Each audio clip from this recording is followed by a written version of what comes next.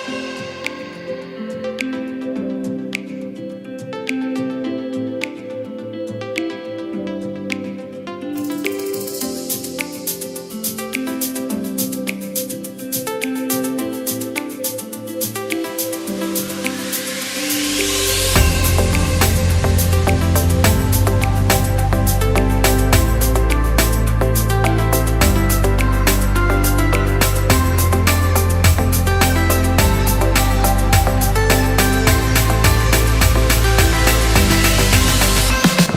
everyone, and welcome to another open house tour by Driven Marketing Group Incorporated from your property buddy, CJ Manalo, from your home sweet home. And today we will be showing you around this beautifully designed townhouse project here in San Juan. But first, before we enter this project, don't forget to hit that like button. Please subscribe to our channel to view more property tours in the future. And we're also in Facebook, so you can send us a like or a message if you want. And we're also on Instagram, Sweet Home by CJ Manalo.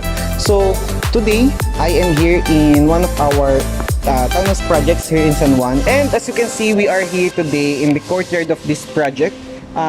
What I love about this property is this is not your typical townhouse development, because most townhouse projects here in Metro Manila, they have yung divided lots, then they will construct or erect a townhouse project or a building there by sacrificing the lot area.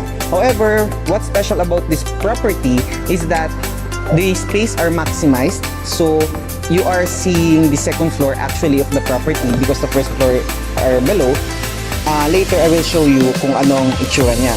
So first, tignan muna natin your courtyard. So this is the common area of your property. So dito pwedeng, alam niyo na, during pandemic hindi naman tayo nakakalabas outdoor, pero dito pwedeng maglakad-lakad sila elderly, pwedeng magbike yung kids and the like, and pwede rin kayong mag-jogging. Actually pwede kayong maggawa ng or mag-conduct ng yung mga exercises, pero exclusive pa rin yung area. So hindi siya public, it's still private, it's still in the premises of your property. So this is actually the phase 2 of the property. I will be showing you the model unit of this property. And yeah, so here this is your visitors entrance. So if whenever you have visitors coming, dito ang way nila to enter your premise there. So you have these aluminum railings with tempered glass na nakaharang. Yan. From there, it acts like a bridge actually, and di ako kita. It acts like a bridge between two phases. So this is actually the phase 1 of the property. So today I will be showing you around one of the units.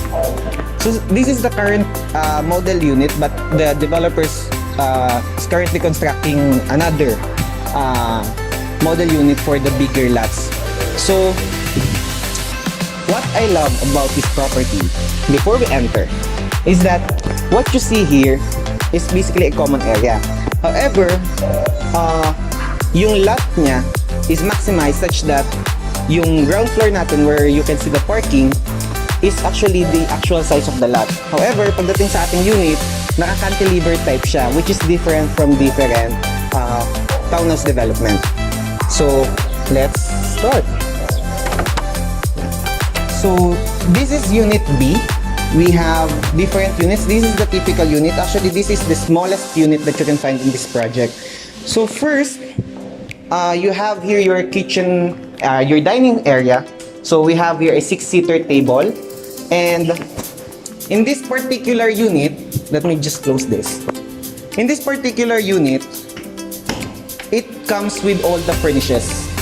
So you have, kasama na itong mga nakikita nyong furnitures and appliances. Then, the rest of the units are fully fitted. So, you already have this countertop and the, ano tawag? I forgot. Basta, you have this side in your kitchen na. You have this countertop, your cabinetry system. Wala lang siya nitong upper cabinets. Yan. So, from here, yan. You have here your shelving system, your storage system, which are all soft close also. Then, on this unit, kasama na yung oven and yung range hood. On the other property, kasama ba siya? I forgot. If you want to see or if you want to know that, leave us a message if you want to view this property. No? So, on this area naman, you have this another storage spaces. So, you can do your pantries here. Your groceries, pwedeng nandiyan. Yan, you have lots of storage spaces. There. Now, on the other side, you have here your living spaces. You can place here your television, your entertainment. Then from there, we have here 2 access points. So you have your way up and down to your first floor. And you also have here your powder room. So you have a powder room here in second floor. Yan. Yung mga last minute natin na alisan. Yan. You can check yourself dyan. Now, from there, baba muna tayo sa ating first floor to show you ano yung itsura niya. So, this is actually the second floor, but this is your main living spaces. So, on the first floor, you have here your another entry to the property.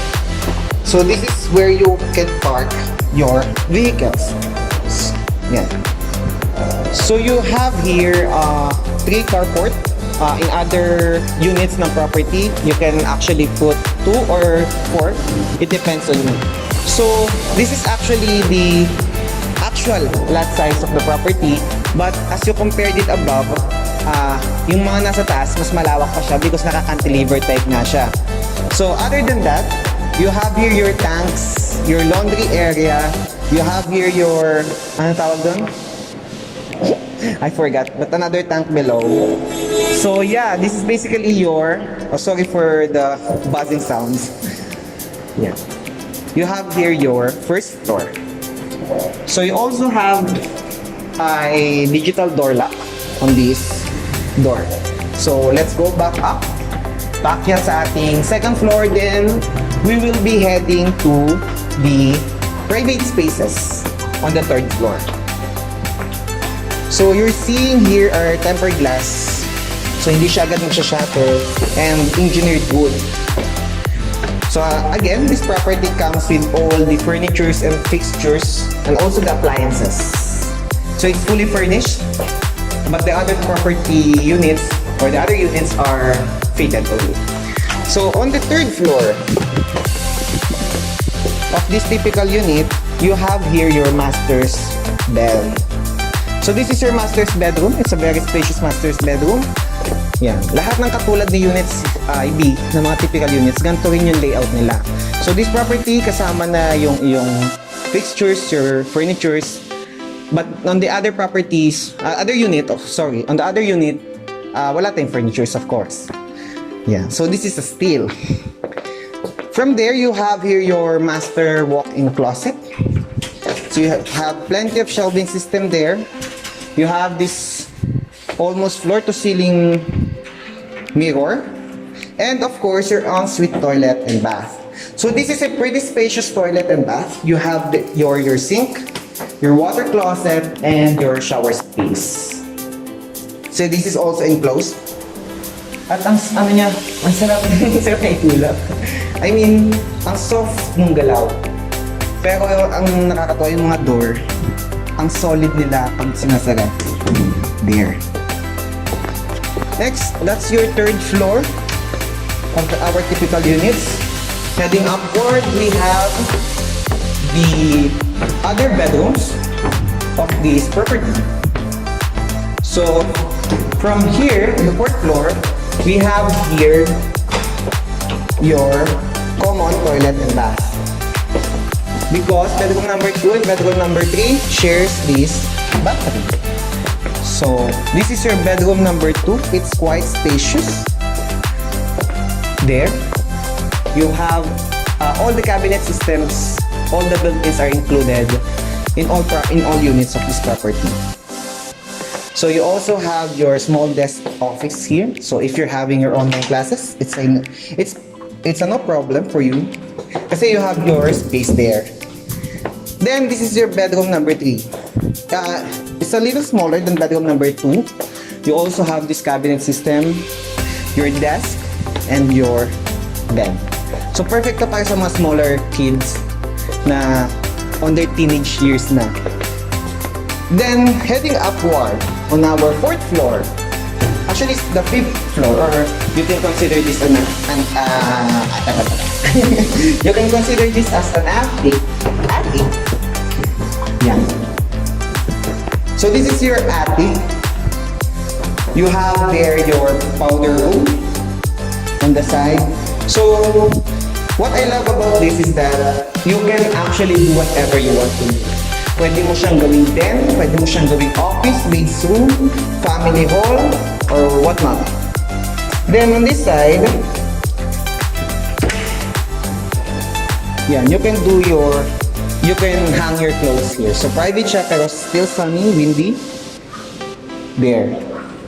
Or pwede kayo naman sa baba, sa driver's quarters, kasi wala sun. Pero mas convenient naman siya.